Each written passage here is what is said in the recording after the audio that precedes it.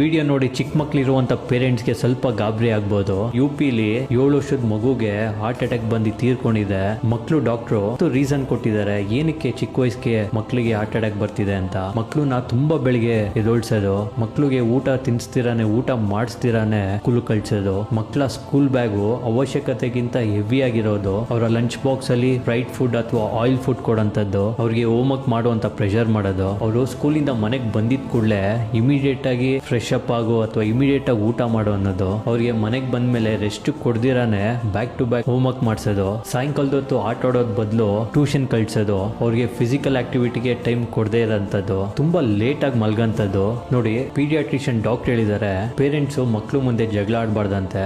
ಮಕ್ಳಿಗೆ 5 ವರ್ಷದವರೆಗೂ ಅವರ ಮೈಂಡ್ ಬಂದು ತುಂಬಾ ಸೆನ್ಸಿಟಿವ್ ಆಗಿರತ್ತಂತೆ. ಅವರ ಚಿಕ್ಕ ವಯಸ್ಸಲ್ಲಿ ಏನಾದ್ರೂ ಅವ್ರಿಗೆ ಸ್ಟ್ರೆಸ್ ಆದ್ರೆ ಆ ಟ್ರಾಮಾ ಅವ್ರಿಗೆ ಸಾಯೋವರೆಗೂ ತಲೆಯಲ್ಲಿ ಉಳ್ಕೊಳುತ್ತೆ. ಅವ್ರ ಲೈಫಲ್ಲಿ ಅವ್ರು ಏನೇ ಅಚೀವ್ ಮಾಡಬೇಕು ಅಂತಂದ್ರೆ